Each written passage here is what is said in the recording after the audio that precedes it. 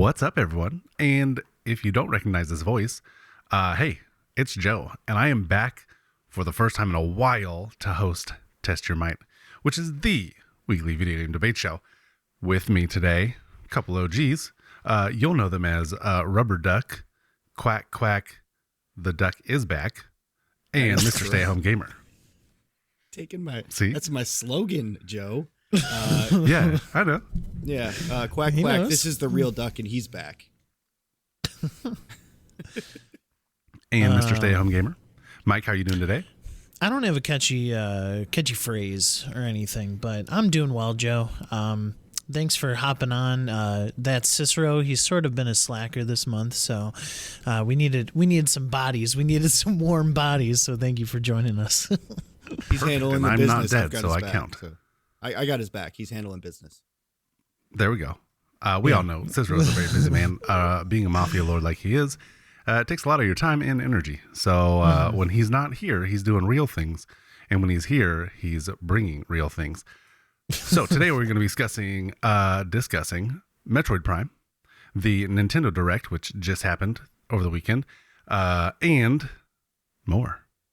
But first, if you're listening to us, why don't you go ahead and leave us a review on whichever thing you're listening to us on. If it's iTunes, it's 5 stars. If it's Spotify, it's the mobile app. And if it's YouTube and you can see us, subscribe, ringling the ding bell, Yeah, I think do is that. how that one guy says. But yeah, Ring-a-ling us the know. ding-a-ling bell. Austin Evans, shout out. comment, subscribe, comments, obviously, if you write them, we will read them. We love seeing what you guys say. There's not that much interaction, but hey, if you want to leave more and have more interaction, we would like that very, very much. So do that. Housekeeping. We have a Batman, Best of Batman series continuing with Batman 1989. That's right, Tim Burton Batman. Bertman. Yeah, you got it. Murder Man? It's coming this week, and we will be continuing our favorite movie. The Birdman, yeah. We will be continuing our favorite movie series this week with a special guest. We're not announcing the guest, are we? Or are we doing that? We can. Isaac from the Infinity Bros is our first guest on our favorite movie series. And like I've said before in episodes past, we are doing a community favorite movies that is entering that rotation of our favorite movies. So, yeah. So let us know Isaac's what your first. favorite movie is, and maybe you can join our community and jump on an episode with us Agree. in the comments. Or you can hit us up on Twitter, which is What the Fun Podcast, or YouTube in the comments, or email us if you want to do that. Same thing, whatthefun@gmail.com. Are you guys ready? Because I'm actually ready for this one. Last of Us check-in. I caught up today. There you go. How do we do this? Is this spoiler free? Are we patent pending spoiler free review? It is spoiler free, but you could go a little bit deeper than your patent pending. No, we're bringing it here too. So if you've heard my patent pending spoiler free reviews, you know they leave a lot to be desired. So here it is. Last of Us. If you ever wanted to watch a show based on a video game that did it well, here it is. The Last of Us on HBO. That's it. All right, Justin, what have you got? So last week we talked about the third episode. This is 4 and 5 because we got a surprise 5th episode on Friday instead of today, the Super Bowl day that we record this anyway. I enjoyed both 4 and 5. 4 was a little slacking on action, but it had that emotional bonding between Joel and Ellie, which I loved. And then 5 was just the peak of what we've seen so far action-wise, and it blew us away. I and my girl were both swearing at the TV because it was intense at one point, and we were Potty just, like, mouth. not ready for it. So yeah, family friendly swearing at the TV. Family friendly. That's right. But Shoot, like Joe dang, said, amazing, darn amazing. diddly. Yeah. Exactly. Mike, have you caught up 4 and 5? Yeah, I'm all caught up. Okay, Justin, what'd you think? Justin, I want to push back on that a little bit. I don't think this show's about the action. I really don't, and I think that's where it shines. The relationships and the character building is just awesome. It is near flawless. I love the character so much. I'll harken back to a discussion that me and Cicero had on our news episode a couple weeks ago. We could link that in the card or something, whatever. But I wish the Halo series was this.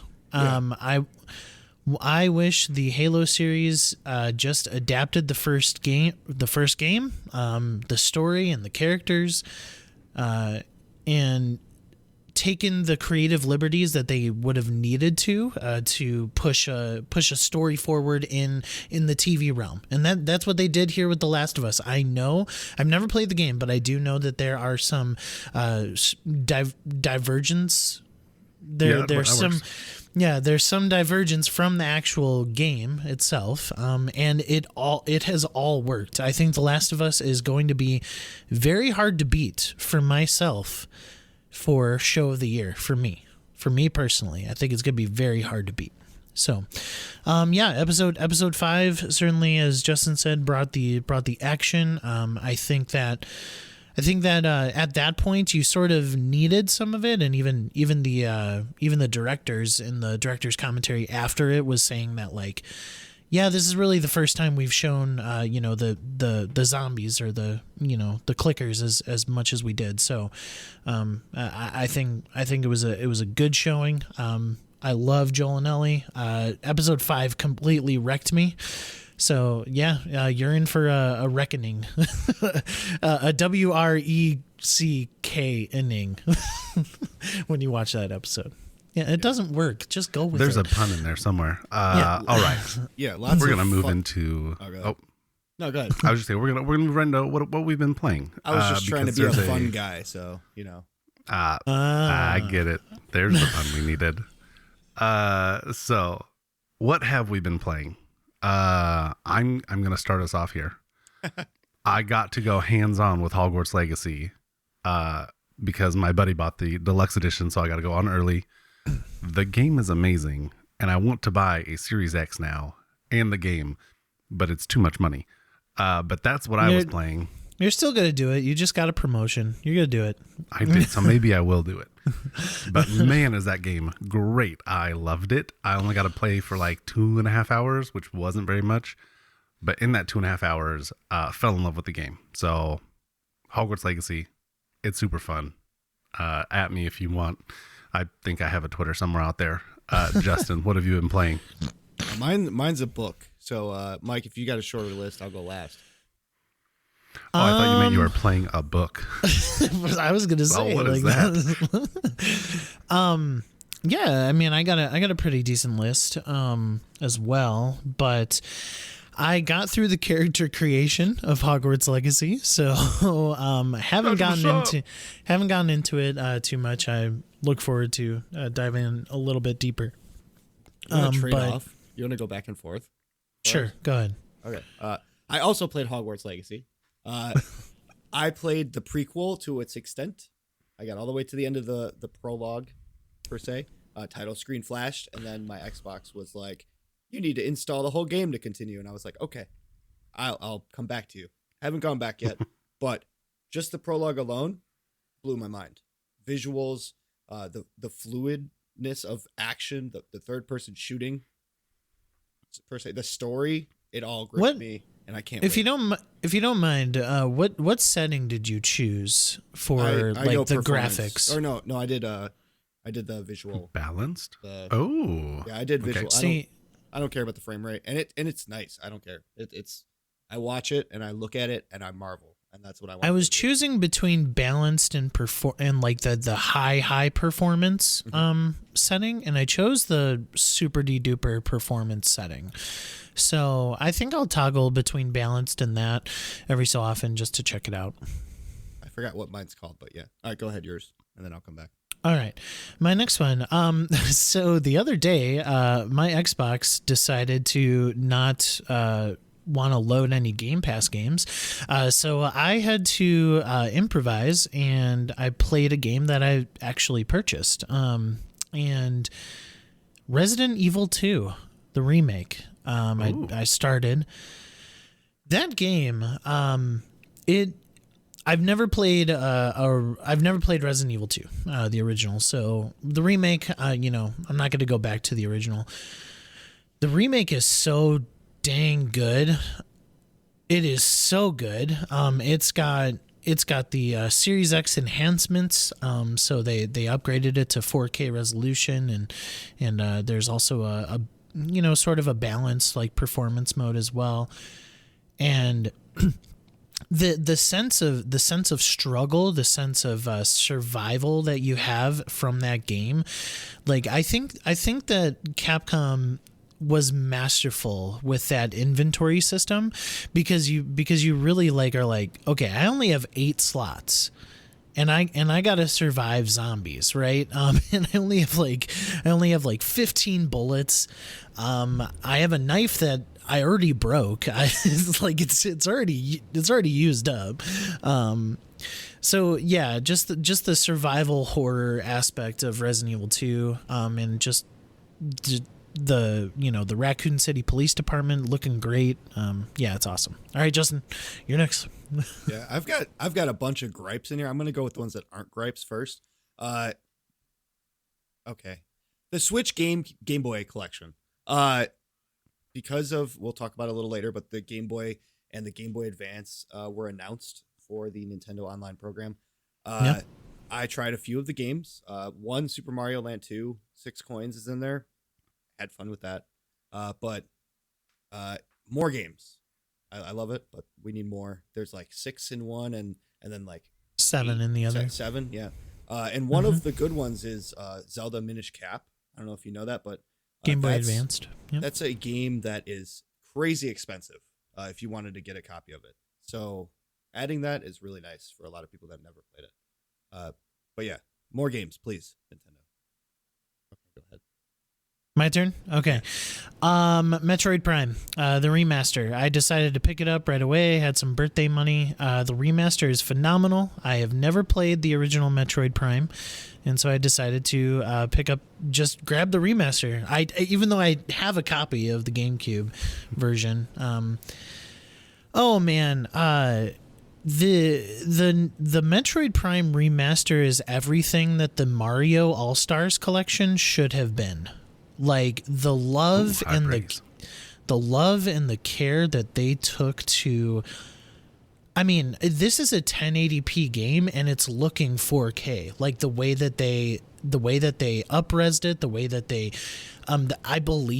I think they've changed the art styles to a little bit more cel shaded to have that more like pop to it. It looks really, really good. There's this tentacle with an eye that keeps pushing me into the acid water, and so I hate that enemy. But other than that, the sort of the design of Metroid Prime is amazing. From the start, I think this will easily shoot up to my top 5 first-person shooter campaigns of all time. Easily. Really? And wow. I'm not even past the first world. It is so good. Metroid Prime is so good, guys. Like, play it. I played it back on the Wii itself. Back when it was not the GameCube version, but the Wii version with the aim and the Joy-Con. So what's really cool about the Switch is that you could play it Game Boy style, but they also have the Wii style with the gyro. Like you could do the Wii like style of controls, which is really, I think it's a really, really cool thing that they did. So, and plus, again, side note, I bought a USB Bluetooth adapter for my Switch to play with my Xbox controller. It is the best thing that I've ever purchased for my Switch. It's the best accessory. Just do it. Just buy it. It's only $20. 8-bit do. Yeah, I don't know how to pronounce it, but 8-bit do wireless Switch adapter. Just buy it. It is worth the $20. Not sponsored here, but we will take it if you want to give it.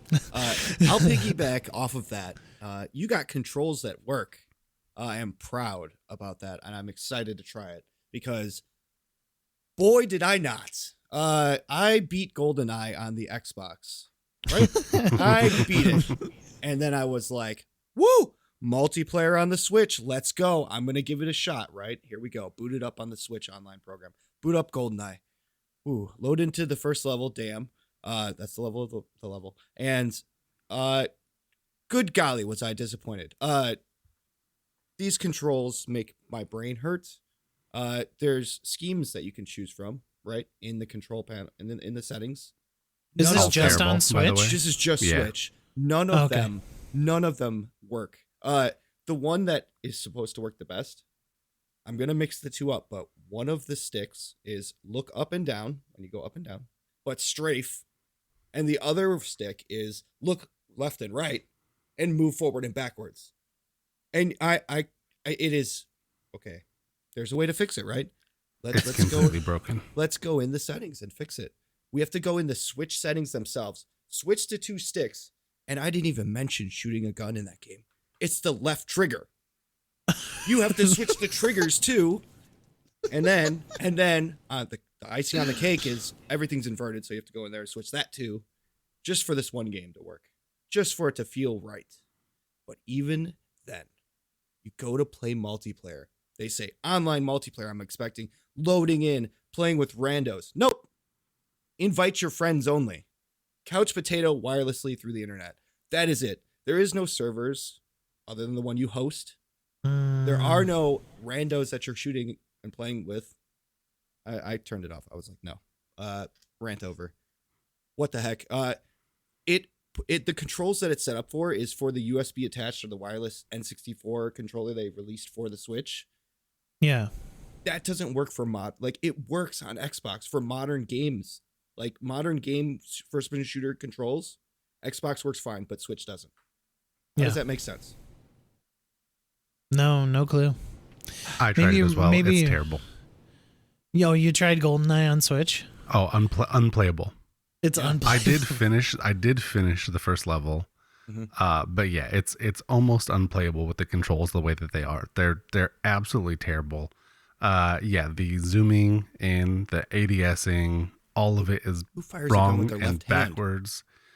It's bad. And if you want, you have to 2-finger like PlayStation style if you want to be able to do anything right, which is annoying. You can't just use one because you're having to hit 2 buttons at the same time or reach over, or claw. The strafing and the looking it doesn't split work. Controls just break my head. That sounds terrible. No. Yeah, and just it works play it on perfectly the Xbox. fine on the Xbox. But there's no multiplayer. But now that I know there isn't multiplayer anyway, I'm not missing out. Yeah. All right, your next game. You got anything else? I was just continuing Hi-Fi Rush as well. I have gotten to I've gotten to the part where you meet your secondary companion. He's a big dude that could destroy walls and rocks and stuff. So I'm not too huge into spoilers. So I think he's a really cool dude. So go experience Hi-Fi Rush for yourself. And also Hi-Fi Rush is a rhythm game, but don't let that stop you. It is still incredibly amazing, even if you are terrible at rhythm games. Trust me, it is one of the most. I can't believe this game was shadow dropped. It is so polished. It is so wonderful. Just go try it out. Yeah, I'll agree with that. Hi-Fi Rush is one of the most accessible rhythm games I've ever played in my life. Literally, if you are not good with rhythm games, you can switch it so only one button is what you use.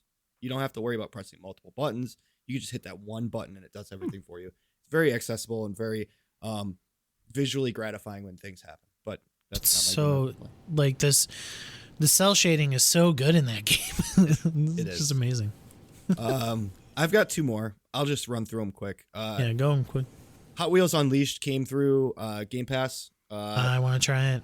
Yeah, go ahead and hit download on it, because once you do that, it felt like Rock Band 4 for me, because 50-something downloads popped into the queue. All of the DLC. It is the Game of the Year edition. All the DLC cars, everything popped in my queue. 50 downloads, just boom. There it is. I played it. I didn't like the controls. The controls were fine. I didn't like the way it felt. Okay. So I got rid of it. It looked cool. It was fun. I'd rather play Forza. And then hats off to you, Mike, for playing Pokemon Violet all the way through. I tried it. I was good until I got to like semi-open world-ish stuff. Then I started experiencing some bad frame rate drops, some glitches. Yeah, you have to push through it. I got to the school area where I'm walking up steps, and I got physically sick from watching this game. Really? That's how bad the frame rate dropped for me. I enjoyed it up until that point, minus a few details, which how the heck Pokemon. A flamingo is an animal, not a Pokemon. Flamingos are animals. That is not creative. What is going on? It's Flamingo, I think, isn't it? It's a fighting. I caught one. It's fighting and flying. It works. It is a flamingo. I'm okay with that. I love flamingos, but it is not be creative. What is the? I'm done. I will again push back on that. I think that there is some really cool new designs for this some of them Pokemon. Yeah, some of them. So, yeah, I mean, the frame rate sucks. We've already talked about it. We've belabored the point. You have to get through it if you want to experience the best Pokemon game of all time, in my opinion. I shall wait. I shall wait until the bones, which I do feel deep in there, come out and blossom in the next iteration or whatever. All right, I'm wrapping it up. Apex. As we drop this episode, it will be the 4-year anniversary for Apex Legends, which I am still playing. And if you were here back when this started, I was playing it back then too. Love Apex. Just updated. I'm very happy that they made it to year 4. What did you say, Doug? I updated it recently. I know it updated. I know I jumped in with you a few weeks back. I mentioned that on here. Yep, we're about to get a new weapon this season and character. Like an energy, big energy assault rifle. Yeah. Very excited. Okay. It is the namesake segment of the show. And if you're not ready, well, get ready. Because it is time to test your might. Are you ready? Oh, I'm ready. I am always ready. So I like to hear. Okay, jumping into it then. Metroid Prime got remastered and it looks incredible, as we heard Mike just glorify over. Just it was also a shadow drop. Also shadow dropped. Okay, I didn't know that. So because this beautiful game was remastered, what other GameCube game needs to get this treatment? We're talking 4K resolution. If they can do it 120 hertz, but we want it looking crisp and playing even better. So what GameCube game needs this treatment? And it's been a while since I've been here. The way we're going to do this is I'm thinking of a number between 1, 5, and 3. Oh. 1 and 3. Can I still go with 5? You can, but it's not the number. 3. Wrong. There's a pun in there somewhere. You just got to find it. What's between 1 and 3? 2. You can't change your number. You can't change your number. You said 3. I did say 3. There's only one number between 1 and 3, and it's 2. Congratulations, Mike. You got there. Justin, you should have beat him to it. I got 5. Mike, what is your choice? Do you want to go first here, or do you want to give it over to Justin? I'm going to go first. All right. Let's hear the game. So there's a game on the Switch that I thoroughly love. It's a game that came out in its second year of the Switch, maybe 2018, maybe 2019. I can't remember. But they need to bring back Luigi's Mansion for the Switch. There was a 3DS version that they did remaster for the 3DS, but they need to get it on the Switch. And just like Metroid Prime, the Switch is more powerful than the 3DS. So it's going to be able to do a little bit more for Luigi's Mansion, and plus, the biggest thing about Luigi's Mansion that struggles on the GameCube is its control schemes. It does not play well as far as bringing the game to the future. It doesn't have the modern sensibilities of control schemes. But Luigi's Mansion 3 does.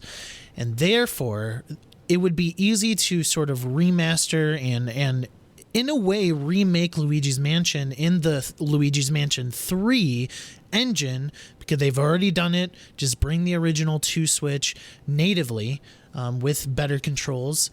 Luigi's Mansion is a classic. GameCube was really Luigi's like coming out party, you know? And so I really hope that they can bring this back in a real way.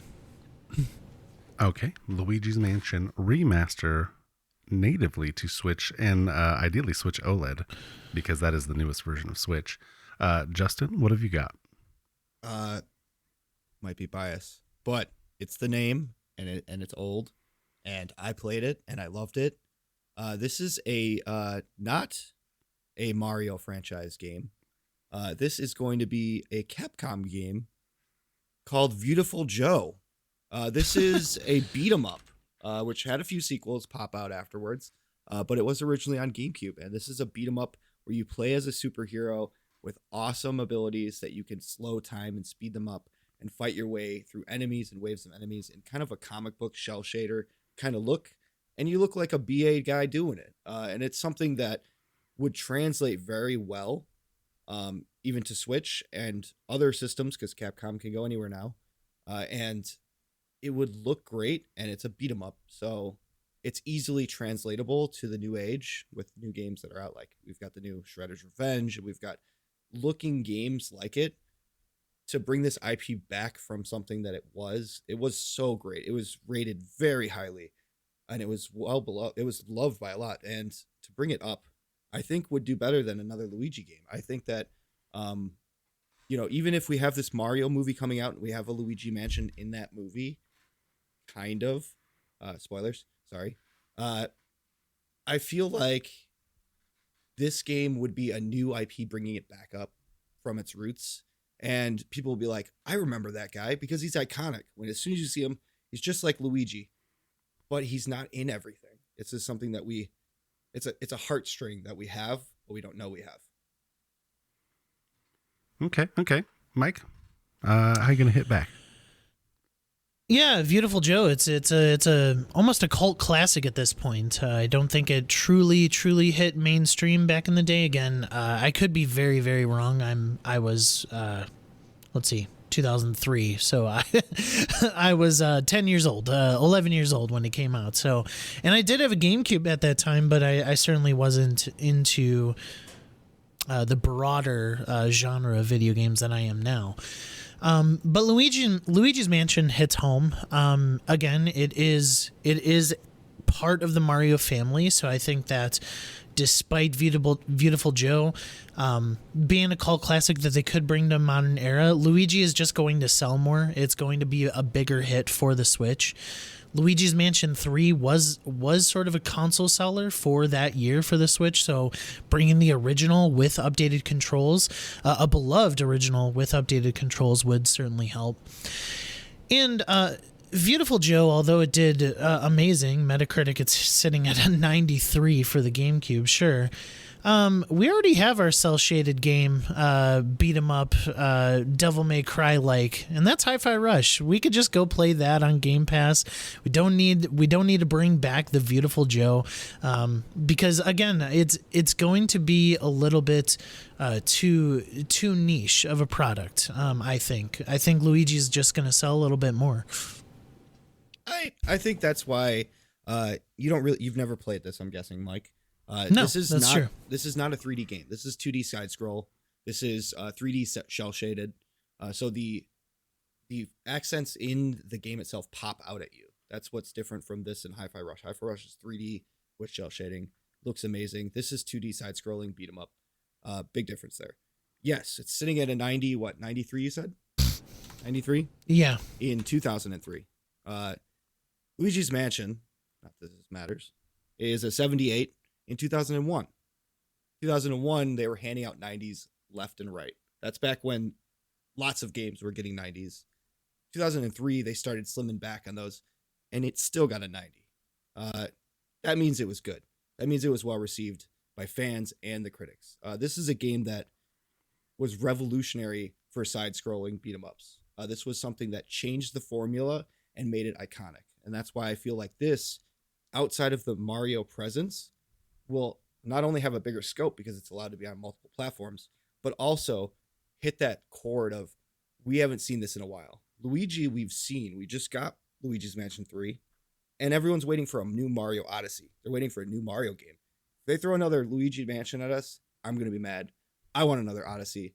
But if Beautiful Joe comes out, that's like adding fuel to the fire of what they can do in the realm of possibility of these remakes.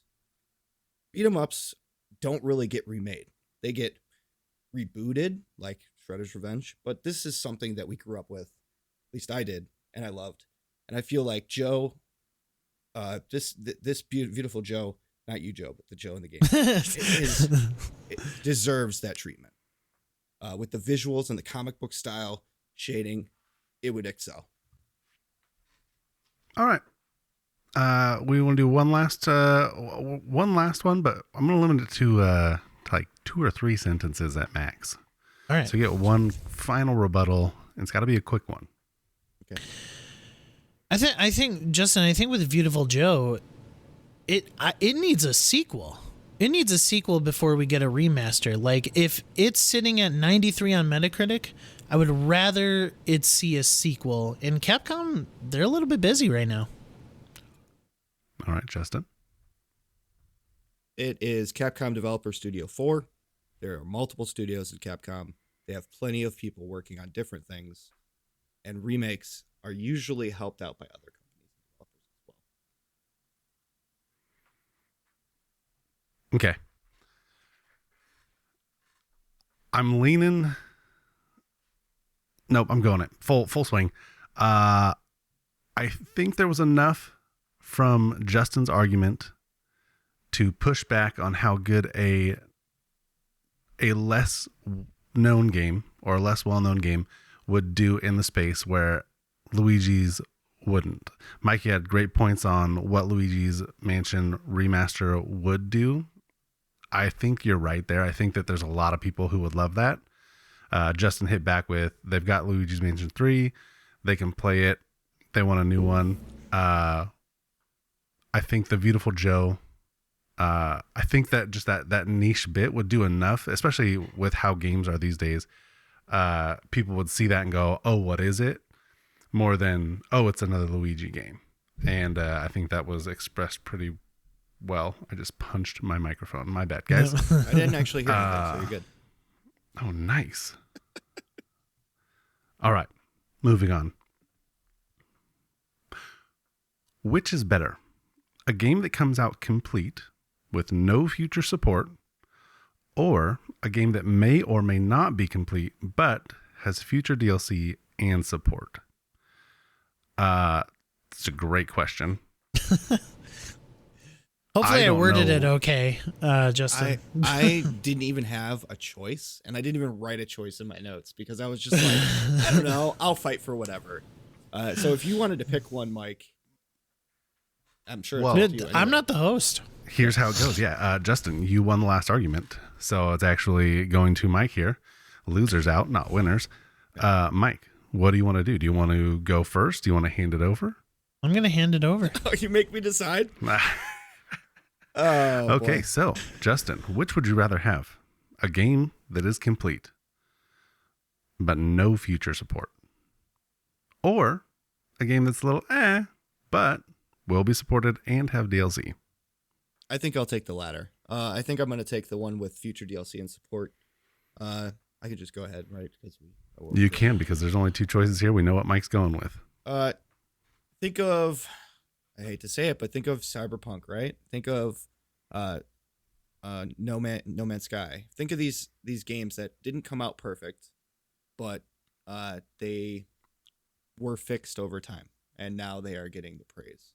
I feel like this is something that not only can be beneficial to the games that bugs happen, games that have broken things, messes can be fixed, And as long as they're working with the fans to do that, that shows respect for the fans. You know, these people that spent hard money on it and want more content, they will get it. Opposed from not getting any content just because it's perfect as is. All right, Mike.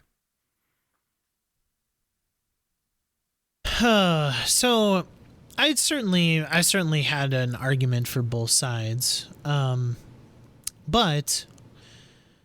I want to take you into just a couple things here. I want to go down the Metacritic here. Number 1 video game of all time according to Metascore. Legend of Zelda: Ocarina of Time. Number 2, Naturally. Tony Hawk Pro Skater 2. Number 3, Grand Theft Auto 4, actually. Number 6, Super Mario Galaxy, followed by number 7. What was 5? You skipped 5. 5 was just a Grand Theft Auto 3 on the PlayStation 3 is sitting at a 98, and then it hits Soul Calibur, and then Grand Theft Auto 4 is at or Grand Theft Auto 4 on the 360 again is at 5, so that's why I skipped it. Anyway, number 6 is Super Mario Galaxy. Number 7, Super Mario Galaxy 2. Number 8, Red Dead Redemption 2. Goes into Grand Theft Auto 5 as well. And then it hits Legend of Zelda: Breath of the Wild. Now, why am I bringing this up? These are the greatest video games of all time according to Metacritic, and with the exception of Grand Theft Auto 5 and only its online feature, they all shipped complete.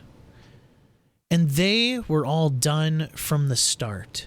The greatest video games of all time were complete, and we are still talking about them to this day. You go back to the original NES, Nintendo Entertainment System. It came packed in with one of the greatest video games of all time in Super Mario Bros. Super Mario Brothers. It was finished. It was complete. We are still talking about Mario to this day. He's getting a movie in 3 months. He is one of, if not arguably, the most iconic characters of all time in video games, and yet all of his games seem to ship complete. Now, certainly you're going to say that it would be fun to get Ocarina of Time DLC. I mean, of course, Joe would love that for sure. But if I'm being real here, I don't think that our memories and our praises of these games would be as solidified in history if they didn't ship complete for the experience that they were. All right, Justin. Tell him why he's wrong. Why isn't Tony Hawk 1+2 remake on the list? Like, why isn't it up there? Why is the PlayStation version a 97 or a 98? Because scores were higher. Scores don't mean anything now, right? This is critics, right? They tell you what it is, and then you go and buy the game because of that. It is the person-to-person impact that it has on you. Ocarina, notably one of the best Zeldas. Not my personal favorite, but one of the best, and I can agree with that. It shipped that way because there wasn't online support with that game. That was N64. There wasn't an aspect that allowed them to update that game. It had to ship the way it was, and there was plenty of games shipped broken. There was on the N64. Superman 64 for one of them. If there was support at that time, that was just a flawed game. It would have been fixed. It would not have been fixed. That game is just poor design in general. Like, that game is awful. We have GTA, Red Dead, all these in the top 10. The newer versions, the games with support, with online DLC. And they're still up there, higher than some of these old ones. Right? So the fact that the companies are backing their product to this day, we get remakes of Ocarina. We've gotten multiple remakes of Ocarina because it's such a great game. And Tony Hawk Pro Skater, we got one, and it didn't make the list. Neither did the remake for Zelda. Right? And that has online support. Why didn't that? Because the game was perfect the way it was. Sure, it holds that memory. I'd still rather play the N64 version over anything else. But if you have that support and that DLC option, you want to take it. Because if there's an issue that comes up later, they can fix it. If there's a lack of content or the fact that you want more content, they can add it. So that's why that's better. Because for fans, it feeds you more into the thing that you love. Like you said, Joe would have loved to have DLC for Ocarina, and I would have too.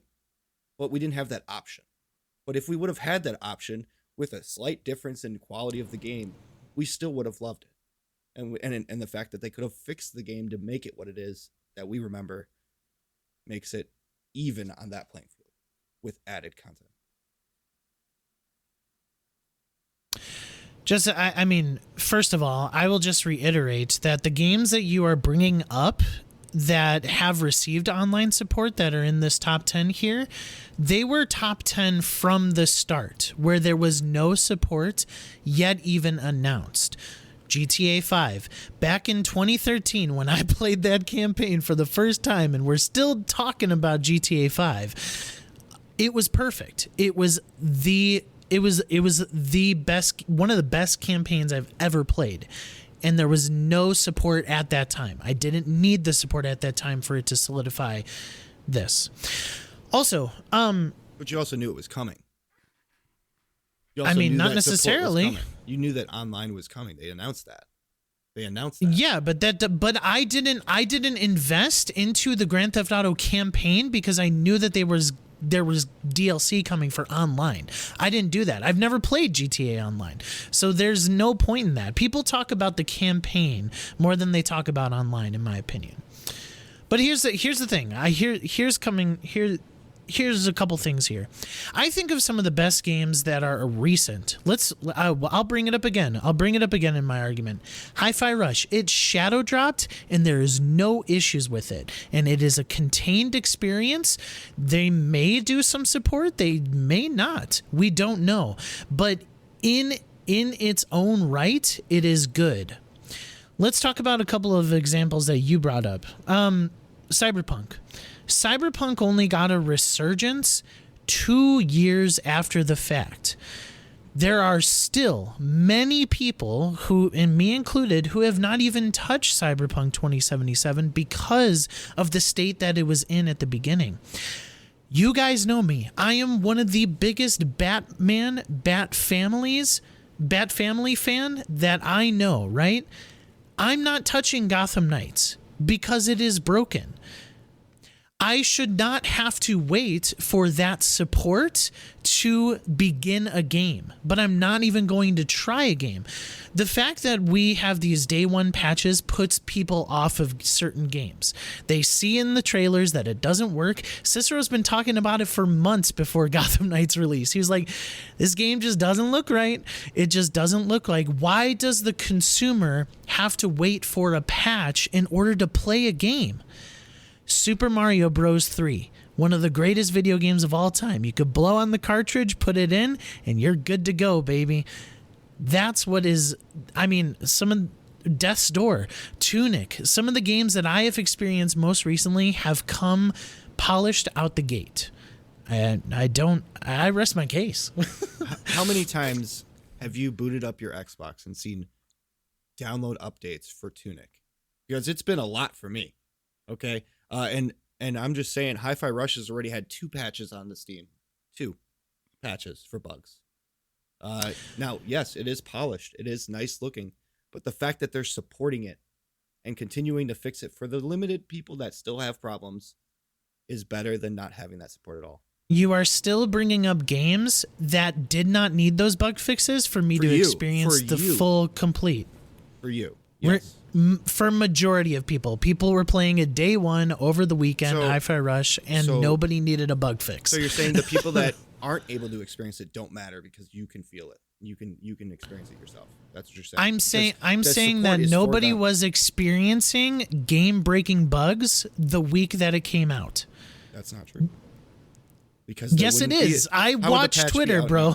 I look at Twitter and I know that there are people who are playing this game and not running into any issues. I would hear about it. I follow the right people. All right. Heated debate. I like it. I'm going to have to side with Mike on this one. Now, Justin brought great points though, because when a game needs fixes, like it's important to have them. But if a game is complete, if it's truly complete when you get it, it doesn't need the fixes. I think Mike painted that picture. So if they give these games to us complete, ready to go, that's what we want. Now, sometimes that can take an extra 2 years. Look at me waiting for Hogwarts Legacy, like a kid who was told Santa is going to come a year and a half later after I was promised Santa will be coming. And my parents were like, no, you got to wait 18 months down the line, maybe 2 years. But hey, the end result, polished. And that's okay. I'm a little bitter about it, obviously. But hey, it's finally here. I'll live. All right, Mike, you take round 2. For the record, I also agree with Justin. Yeah, I mean, who doesn't want support? I like games with support still. Everyone wants game with support. But if it's a perfect game, it's a perfect game, right? Ocarina of Time. Hello. Need I say more? Given the option is what I said. You would have accepted DLC. Given the option of DLC over a perfect game? Over as perfect of a game, but knowing it was going to be fixed? I based it off of the games that I've played. I think I would take the perfect game. Yeah. Not One knowing that's not there'd be broken. support or... Well, yeah, that's not broken. Exactly. So if I didn't know there would be DLC or support, then it's fine. And back in the day, we didn't know or expect those things. So it made it a lot easier. Exactly. Nowadays, it's a lot harder. You're like, well, I have expectations. They've been set, you see, and I want it to be perfect and I want more of it. Mm-hmm. All right. Psychonauts 2 has received a 32-hour documentary. 32-hour documentary? Yeah. Are we kidding here? Jeez Louise. Psychonauts 2 has received a 32-hour documentary for free about its development from Double Fine. Do we want to? I mean, what game deserves this treatment? Also, don't do we think want any to game see deserves this? 32 hours. I'm just saying. Can we make it 12 hours at the most? Yeah, I just what I mean by the question when I wrote it down was just a very, very intense documentary of the game development. That's basically what I meant. 32 So, hours, which geez. game needs this love letter of how it was made? Any amount of time, as long as it's a beautiful thing. And Mike, you took the last round. So Justin, this is coming to you first. Take it how you want it. Do you want to give it away like Mike did? Do you want to keep it, hold on to it, and decide which game? I'll hold on to it this time. All right. Okay. So what game is getting this love letter, this beautiful treatment? I've said it before. I'll say it again for multiple things, and that's going to be BioShock. I've thought of a lot of different games, and I thought of, I want to get in the minds of the developers. I want to get in the minds of these scary games that I love, like Silent Hill and stuff. Like, get in the minds of where they were coming from when they came up with this picture, with this idea, with this world. But BioShock just sheds light on everything that I've seen. I'm like, where did they come up with Rapture? Where did they come up with Big Daddies? The designs, the colors, the characters, the story. Would you kindly make a documentary about this? I would watch it, and I know millions would. Okay. When this argument is over, remind me I have the answer. Mike, go up. Okay.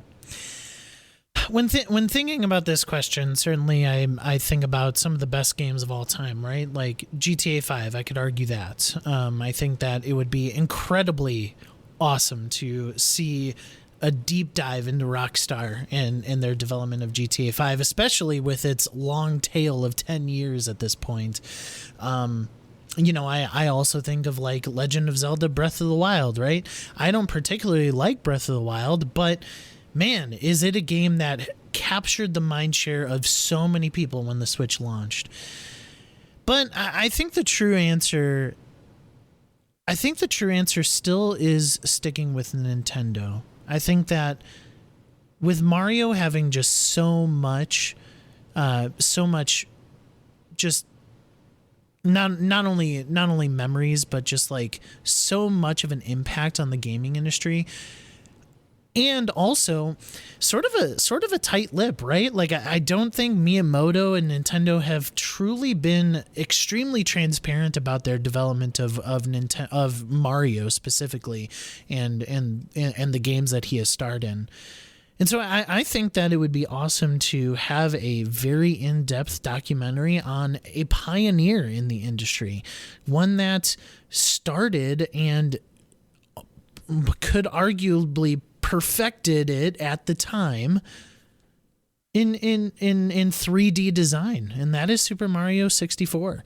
I think that it would be incredibly advantageous and wonderful to take a deep dive into what made Mario 64 so unique, so precious, so incredibly impactful for the gaming industry as a whole.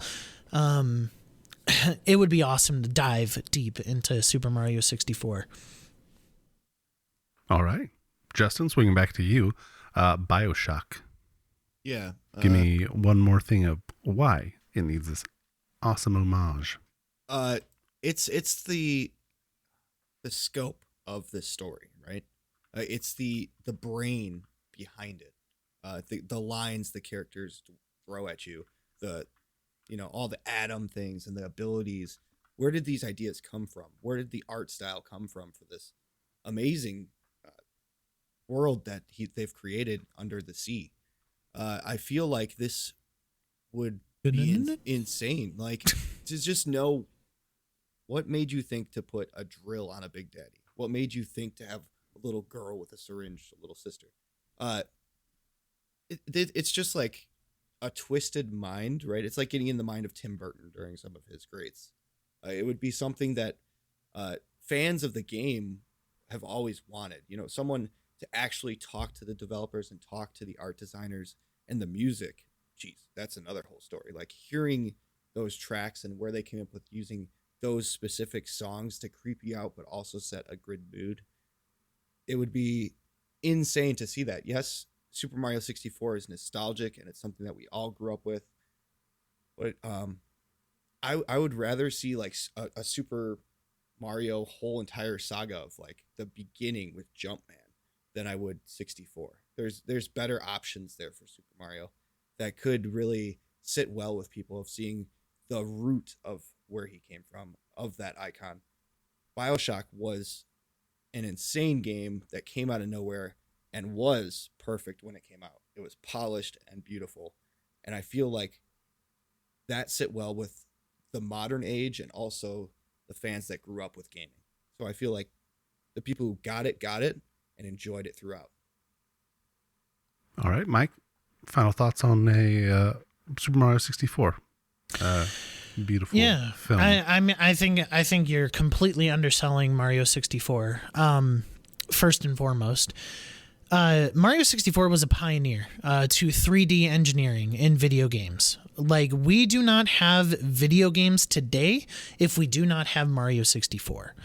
Yeah, certainly there are, Super Mario 3 might even be a better game than Super Mario 64, like arguably, sure.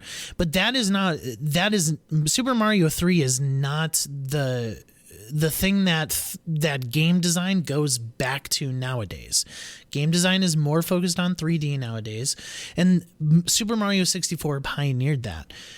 And I think that a documentary that is focused on that particular aspect, the pioneer of what is the beginning of our, most of our industry now with 3D design, I think would be a lot more beneficial and a lot more impactful on the industry as a whole than BioShock. Because here's the thing, BioShock, although it may have an incredible story, and I have played a lot of BioShock, so I know the story. It is very good. I know the atmosphere. I know the rapture, right? Like, I know these things. I love the fact that it would be awesome to see the design and the choices behind the Big Daddy and Little Sister and all that. But it certainly wasn't a pioneer for first-person shooter on consoles. I think the better choice, as far as history is concerned, would be to I mean, maybe even go back to Halo. Halo was the pioneer of first-person shooters on console. Outside of GoldenEye, it did it better than GoldenEye. So that's why I think Halo Thank you for that is. correction. Thank you as well. I think Halo would be the better choice because GoldenEye is a terrible game. We've already discussed this as far as controls. GoldenEye is a great game on the GoldenEye Switch. is It's the terrible. Best game. Just not on the Arguably. Switch. Maybe not best. But So great. yeah, I think as far as history is concerned, like, man, to see a documentary on Super Mario 64, I mean, the inspiration for so many games that followed it, it would be a lot. I think it would be a lot more beneficial for the gaming industry than BioShock. All right. I'm going Justin's way on this one. And only because, Mike, I think yours will do better as a whole. Not just focusing on Mario 64, but on the games that brought us that 3D. And yes, I would love to know the history and how they came to do these things for video gaming, but I don't want them to focus just on Mario 64 for that. While I think that would be awesome and where they came up with those things, I don't think it's the only game that pioneered those, even though it may have been one of the pioneers. I think Justin painted a better picture of why a BioShock's documentary would have a highlight or focus on how great the game was. While yours, yes, it furthers gaming as a whole. His is truly a love letter and homage to the video game itself, which I feel is more true to the question. Obviously, this is with me never seeing this 32-hour documentary, which I will never watch. Clearly, who's going to watch a 32-hour documentary? Somebody's going to There's watch a it. lot of people. There's a lot of people who've probably watched it. Oh, gosh, All more power 32? to him, too. Huh? All 32? Yeah.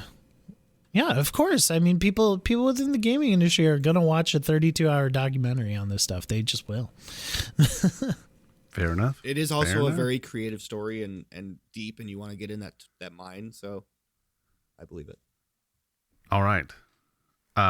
Gentlemen, we've got 2 to Justin, 1 to Mike, and we have a blind fight coming up.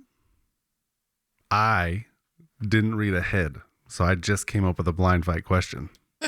Go me. All right. So they just dropped possibly my video game of the year. Pretty easy win for me. It's Hogwarts related, which means it's Harry Potter related, which I'm a nerd. I'm obsessed. It gets me going. What I want you to do is pick a book, saga, series, and I want you to give it the same treatment. So what books deserve a Hogwarts Legacy style RPG game? Has to be based off of books, cannot be based off of anything else. No TV shows, no movies, no comic books. I know, I'm sorry. But it needs to be a words only book series. Also, it cannot be Harry Potter. Even though this Yeah, technically sounds isn't good. Harry Potter, it's too, close, too similar. All right. So, Justin, you won the last one. Mike, it goes to you first. I'm going to give you guys a minute to think about it because I just kind of dropped it on you. Oh, I got mine. I have mine too. I was going to tell the listeners or the viewers to just go ahead and, if they're still here watching, just click that subscribe if you haven't already. And if you're here listening, go ahead and tell your friend about it. Now let's continue on. Mike, it's in your hands. What do you want to do with it? Yeah. There is a book series that I have read a couple books in, and I think would be incredible in a video game setting, especially RPG, because within the book series, within each of the books, which within each of the chapters, even the main character, the titular character, is gaining powers. There's sort of like a skill tree within this world, right? So it sort of fits within the RPG genre already. And plus it has things like vampires, it has things like werewolves, it has skeletons, it has all these like witchcrafts and wizardry a little bit here. So yeah, I might be relating it a little bit to Hogwarts Legacy, but it's been the first thing that came to my mind. That is the Dresden Files. Don't know if you've read any of it before, listeners, but the Dresden Files follows the character Harry Dresden. And what's really cool about it is that it is based in the city of Chicago, and he actually works with the Chicago PD. So he's sort of like this private eye detective who also practices witchcraft. So he knows spells. He knows what he's doing when he's tackling werewolves, when he's tackling vampires and stuff like that. So yeah, super good. But maybe this will ding me a little bit. But I'll go with it, and this might ding me because of who's the judge. But there's there's some mobster mentality in some of these stories as well, because it is within Chicago and stuff like that. So yeah, there's so many things that could come into play in the Dresden Files RPG. All right, Justin. I have not. We've got that. The Dresden Files. Yeah. What do you bring into the table? Or to the screen, figuratively, the console or PC. Doesn't really matter. I was talking actually about this Thursday with a buddy, which is perfect. Weird. Really weird. But there was a game that came out back in 2021 called Chivalry 2, right? This bloody, gory, medieval combat fighting game.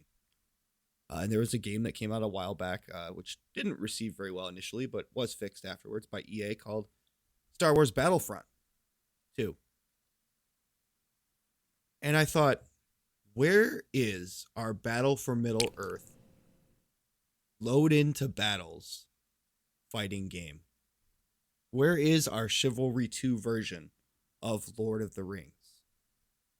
We need to load into Minas Tirith. We need to load into the final battle at the Black Gates. We need these battles on a large scale with lots of players loading in as normal humans, different factions, or orcs if you'd like to, and then earning your extra characters like the main leads, Aragorn and Legolas, and load them in just like they did with Jedis and the special characters in Battlefront. No microtransactions, but bring the gore in. Let's make it an adult game. We want to see that gore. We don't just want to see the clashing. Everyone. We don't want to see the clashing of armor and swords. We want to see the arms fall off and the brutality of it all, because that's what you picture when reading the books. So I feel like if we were to have Lord of the Rings Battle for Middle Earth instead of Battlefield for Star Wars, this would work well, and it's a game that we all kind of want.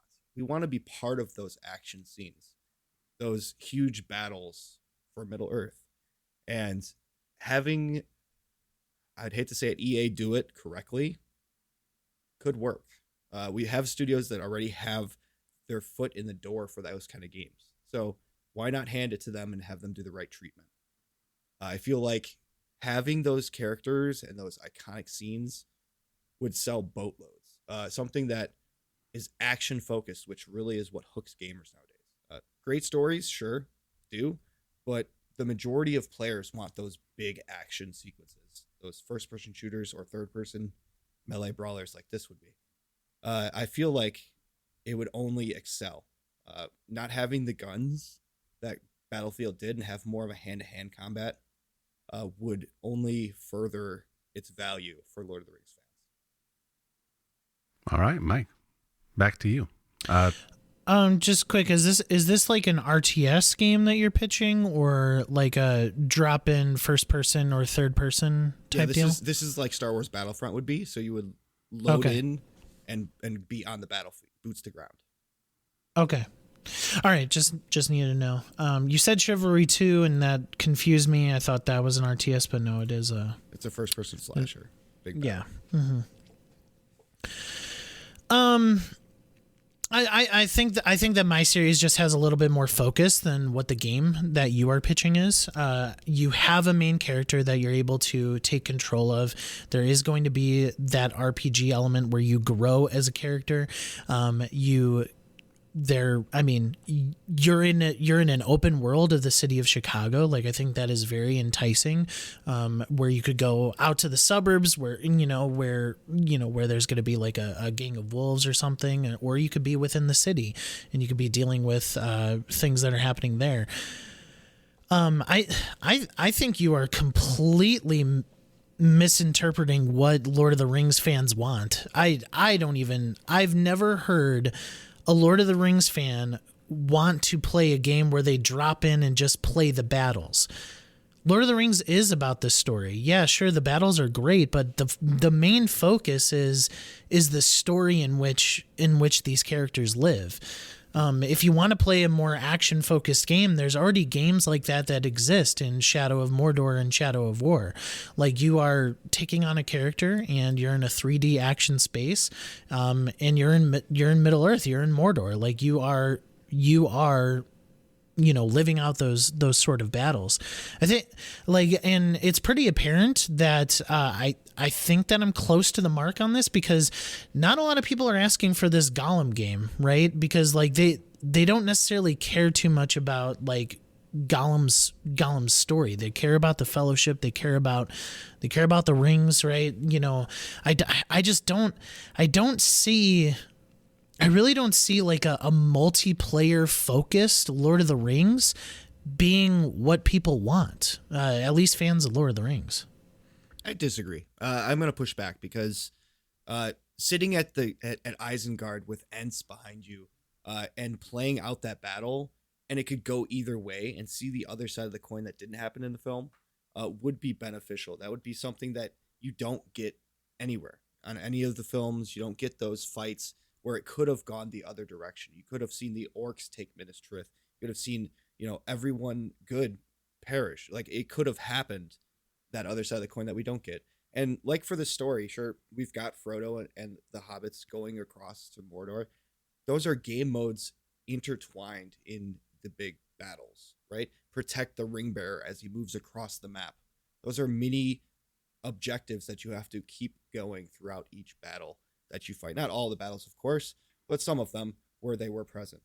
And being able to spawn in as a treant and drop the water, release the flood, like, that's an epic part that you want to be part of. That way, when you read it, when you watched it, you felt it for the characters, but being that character doing it is a big difference. And that only intensifies your love for Lord of the Rings.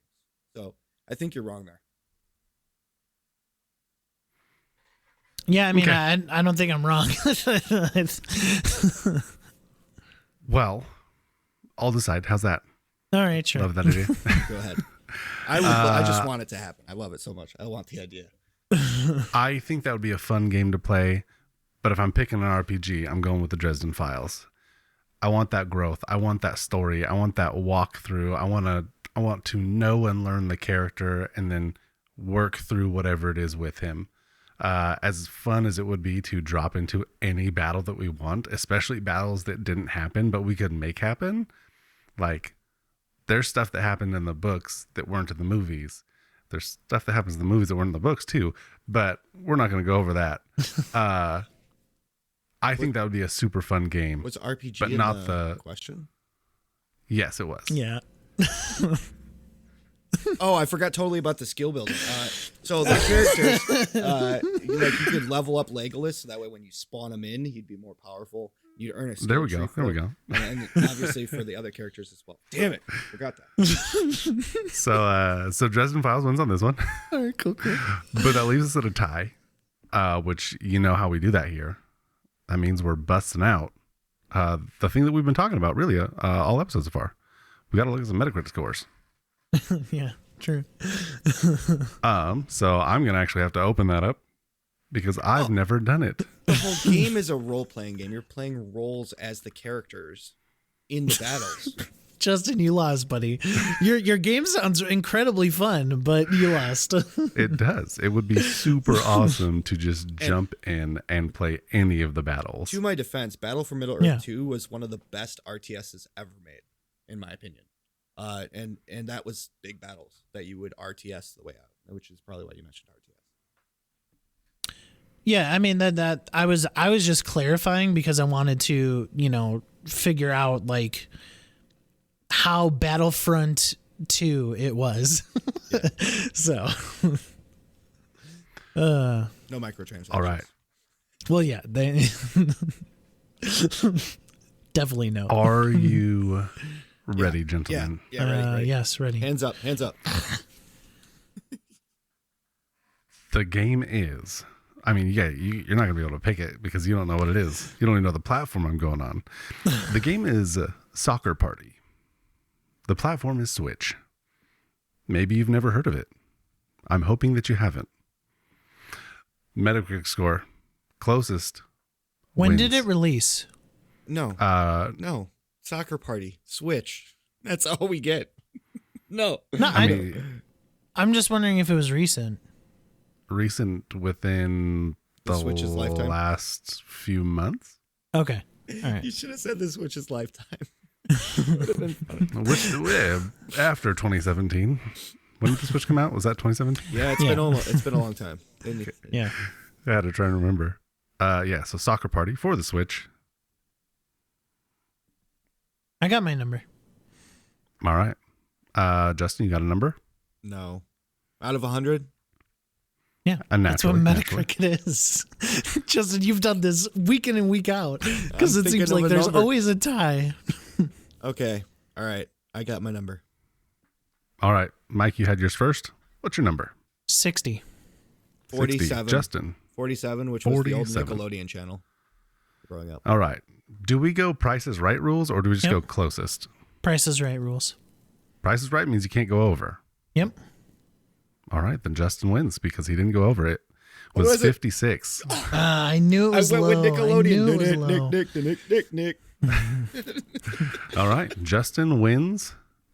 He takes that final point The point for with the total. Soccer Ian. Party, a game I've never heard of. I literally just went to GGs. Switch, Read the scrolled description around on a that bit. for me.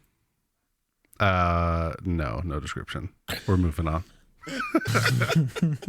We got to move into more Nintendo stuff, which is why I chose a Switch one. Look at that segue. Perfect. Nintendo Direct. What are you most excited for after watching what was missing?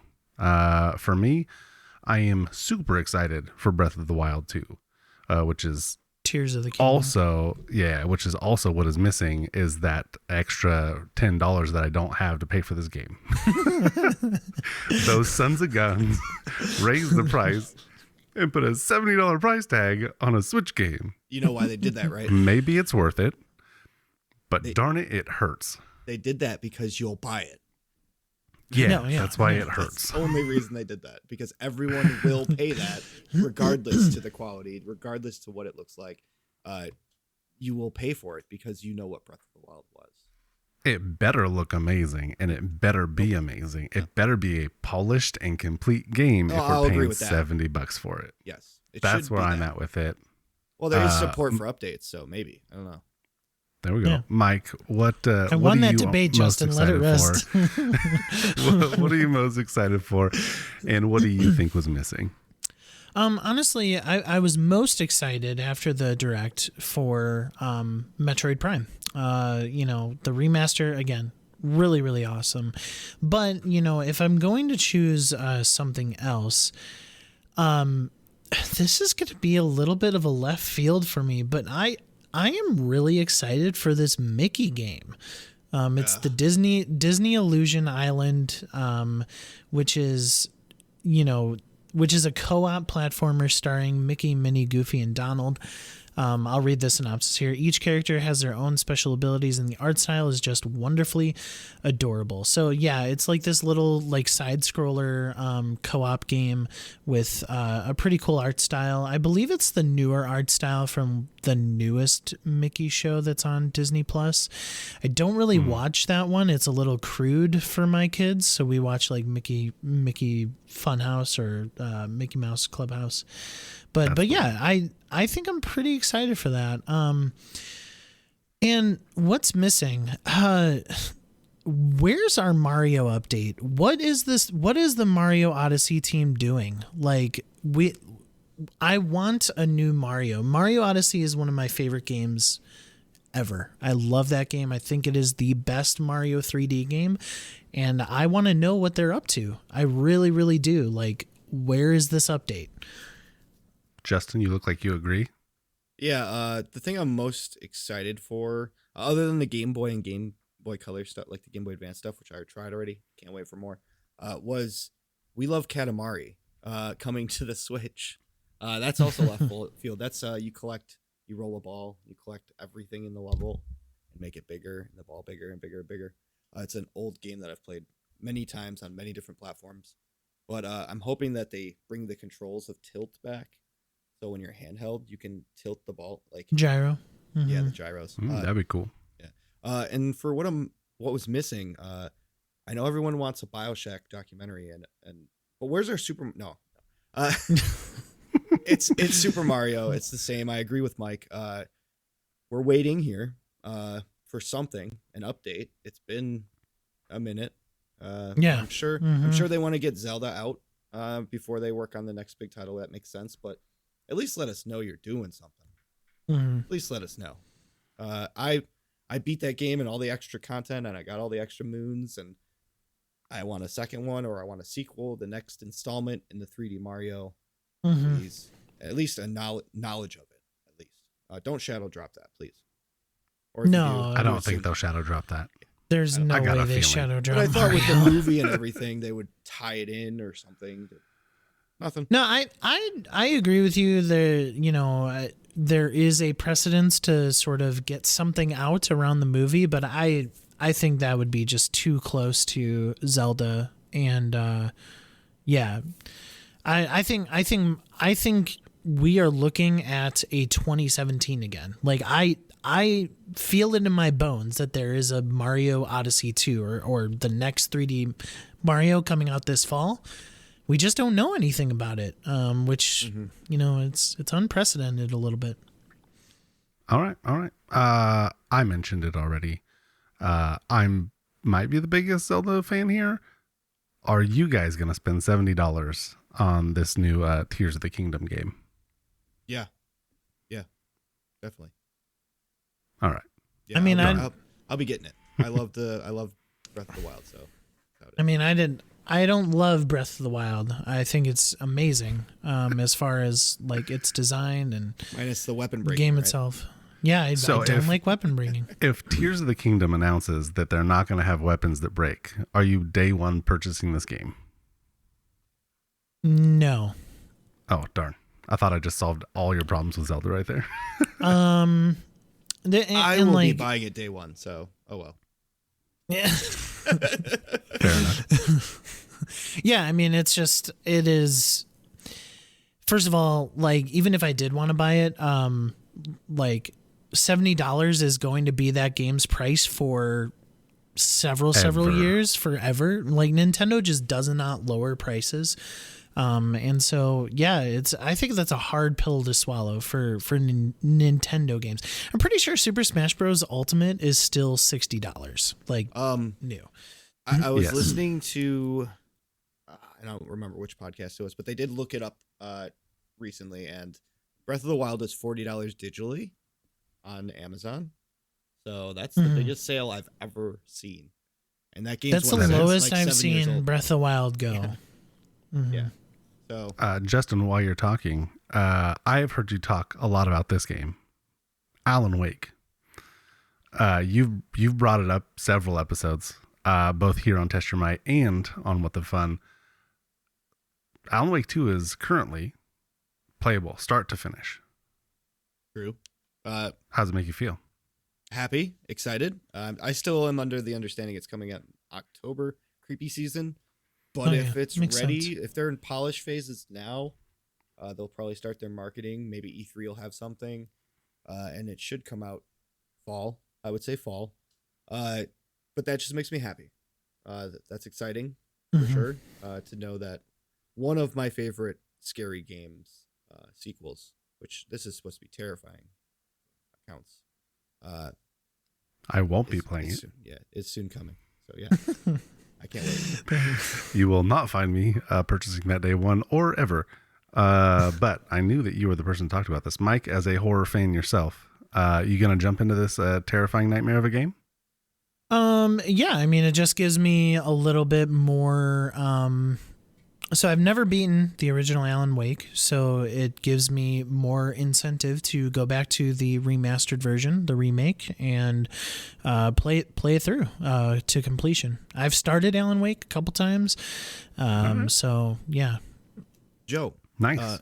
if this game was brightness turned up all the time, No. it wasn't scary, would it be a Nope. day one buy for you? No. Oh, I thought I was solving all your problems there. I don't think there's a world that exists where this isn't a dark, creepy, nightmarish game where I will not enjoy playing because my Joe heart rate also will doesn't be at 160. spend money. Also, I don't spend money. There's that too. I'm all saying right. it's the While- story. Top notch. I love good stories. the But first yeah, maybe one day we'll see. I'll watch some Twitch videos or something. There you go. Yeah, experience it.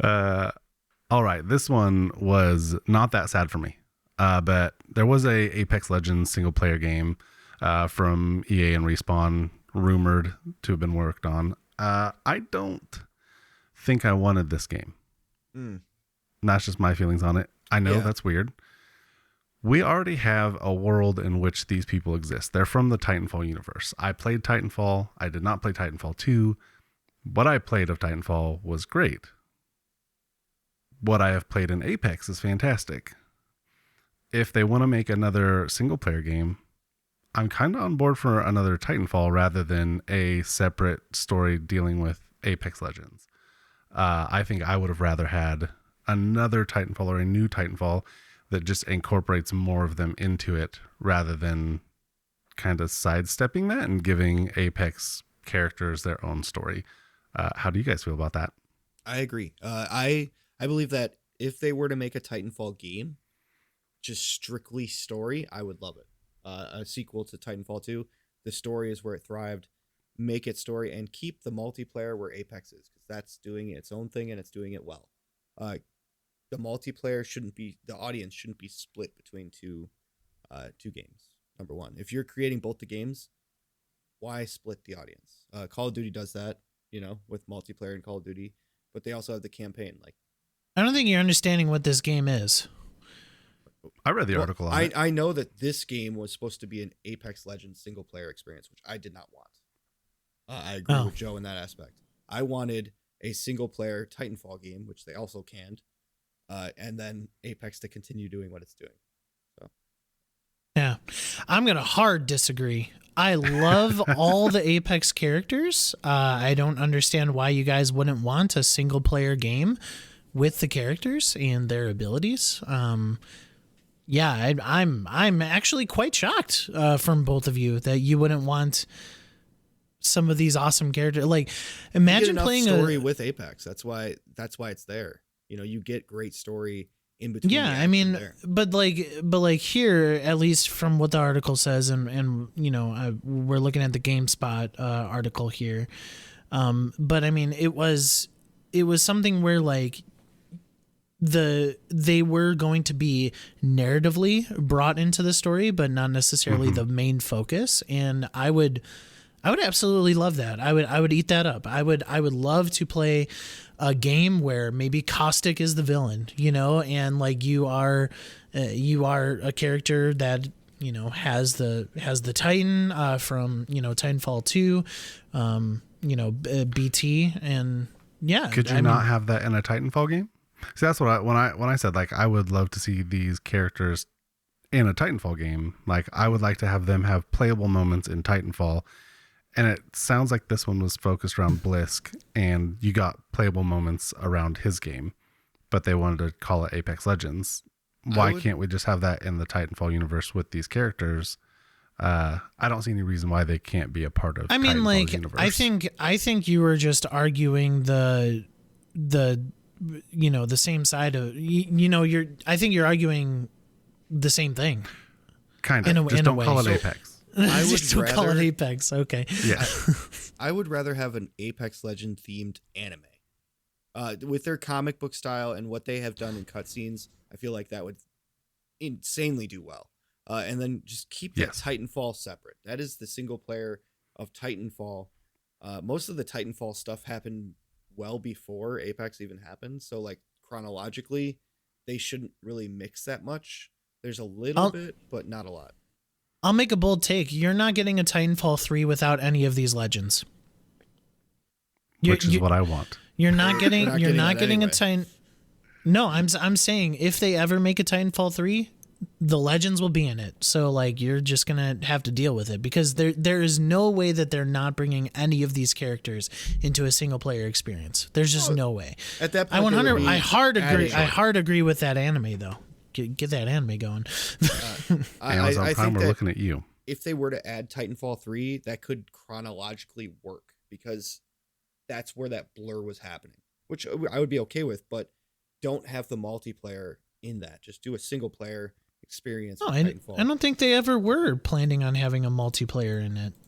Well, where their roots were, they were in multiplayer. So I just want I want playable characters, changes throughout the story. Give me a little bit of time with each one, and their abilities, and a single player focus. Yeah. Love that idea. It's time. it is. We're moving on. Mhm. We're ready for our gaming draft, and this week's theme is sequels. Okay. I don't know where I'm going with this. I should have thought more about sequel games. Maybe, All yeah. right. Are we going in the order that we have here on my list? Well, usually the winner decides the order. Well, perfect.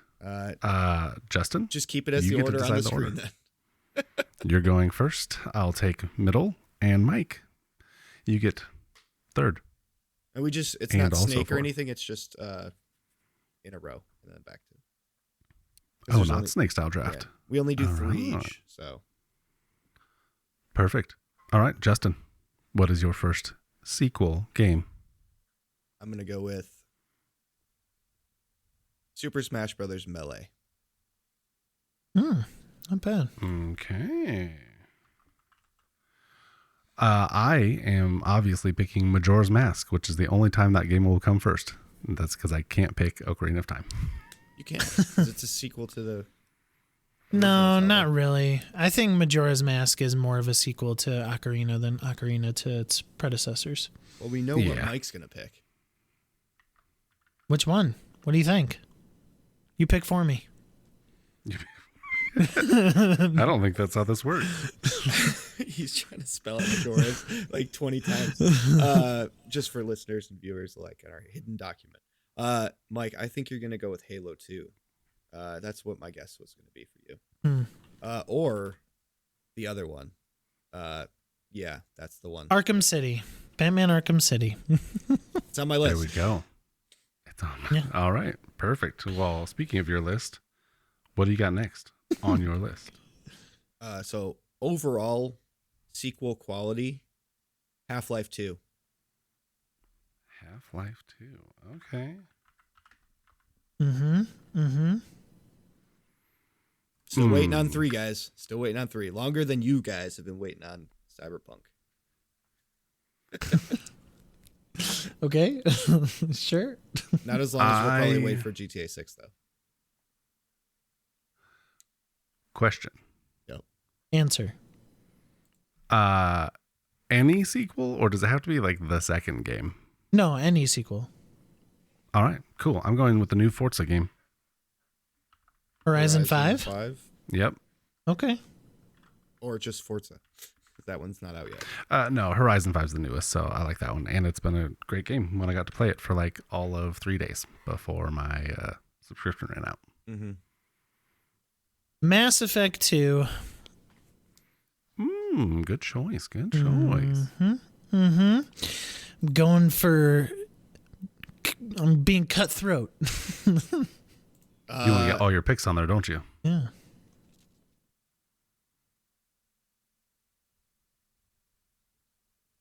God, it's hard. Halo 2. I'm going to have to take it. It hasn't been taken yet, and the story in that is amazing. Halo 2 it is. I'm gonna snatch Halo it up. 2. Yeah.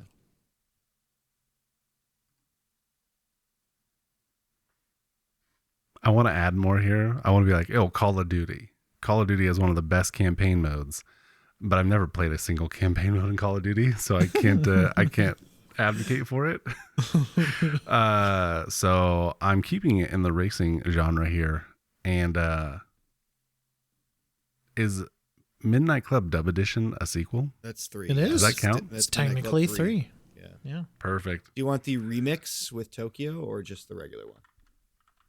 Never played the remix, but if they had one with Tokyo, I wouldn't say no to it. It is called remix. Yeah. I think I got a sleeper hit here. One of the greatest sequels of all time, a 10 out of 10. Portal 2. Oh, Portal 2 is so fantastic. Yeah, I give up mine. 2. I'm going for I still think the first one is better. The first one is amazing. I think they are on the same level though. Oh. The I think Portal games, I think they're equal. it's one of the only games that I have downloaded on my PC so I can play it whenever I want. I have Portal and 2. Portal 2. I have both of them because come on, I'm not gonna have one without the other. Sure. Yeah. No, fantastic games. Okay, good choice. Dang, we've got 9. How do we do this? That's still That's it. Oh, that's it. You just that's it. What? And then fans or listeners can decide in the comments who won the draft. Perfect. I obviously won. Here's my choices, and as host, I get to do it this way: Majora's Mask, Forza Horizon 5, and Midnight Club Dub Edition. Up next, we've got Mike with Arkham City, Mass Effect 2, and Portal 2. Justin rounding it out with Melee. That's Smash Bros. For you. Half-Life 2 and Halo 2 with one of arguably the best storylines in video game history. How good was Melee? Dude. How good was Melee as far as going from N64 Debatably to one the of best. GameCube? Yeah. Debatably still 100%. one of the best, more than Ultimate. Like, Yeah. people love that feel of Melee more than Ultimate. Yeah. I wish I could attest to that, but I never had a GameCube. So there's that. Well, you have an Womp womp. Xbox, which plays games. I have, yes. So I have different machines that play games, but never a cube one. I had a Dreamcast, but never a cube. Yeah, I made the wrong choice there because that was the choice. I could get a Sega Dreamcast, or I could have gotten a GameCube, and You had access to Or a PS2. you had I had access that already. to Ill Bleed and Crazy Taxi. Both of those games, amazing. Actually, I did have Crazy Taxi. The best and I had version of Dave Crazy Mears Taxi BMX. is on the Dreamcast. So Facts. I like it the ran arcade. super smooth. All right. That is our episode of Test Your Might. This was episode 106. And if you made it through the whole thing, if you're still here, if you're watching, if you're listening, we love you. We thank you. We appreciate you. And we hope to see you next week on your weekly video game debate show, Test Your Might. Bye, everyone. bye. Bye.